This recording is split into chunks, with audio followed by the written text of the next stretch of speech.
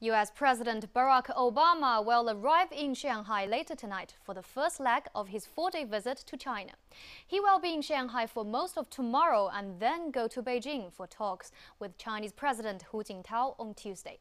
This is Obama's first official visit to China. He will have one more stop in South Korea before returning home. It's been 8 years since the late U.S. president made a trip to the city. This time, what is Obama's expectation and what will he say in his talk to young people tomorrow? Now let's talk to Professor Wu Qing from the School of International and Public Affairs at Shanghai Jiaotong University. Hello, Professor Wu. Hello, Ms. Chen Xuan. So, why has Obama chosen Shanghai as his first stop in China? I think that's regarding, it's related to his major issue on his agenda. We are all in financial crisis, and China is one of the largest economic centers. He visited China mainly for economic cooperation. So by choosing Shanghai as the first stop, he tried to send a message to the world and also to Chinese that we hope to work together well to deal with financial crisis. Back to you. So Obama chose to talk to young people here in Shanghai before talking to top leaders in Beijing. So what is your take on that? Well, young people is always the future of our country. Actually, it's the future of the whole world. The United States is now the largest country that received the largest number of Chinese students. Currently, Chinese students who study in the United States has reached about 80,000. He tried to tell young people here that the United States welcome you to our country, and we hope to work out some better relationship in the future. I think that's the message he tried to send to our young people. Back to you.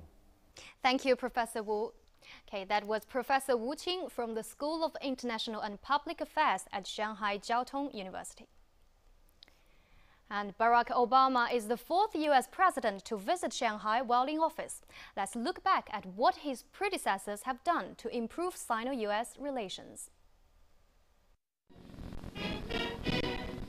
This handshake was powerful enough to change history, at least for China that had just retrieved its seat at the United Nations in 1971.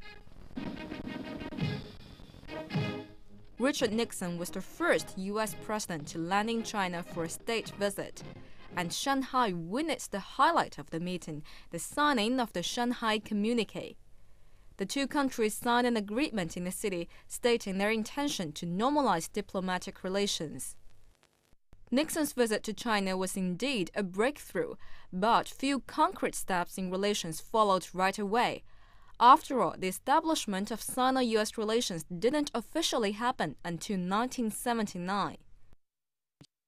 But things were totally different 2 decades later, when President Bill Clinton paid a 9-day visit to China in 1998, 1 year after former Chinese President Jiang Zemin paid a state visit to the U.S.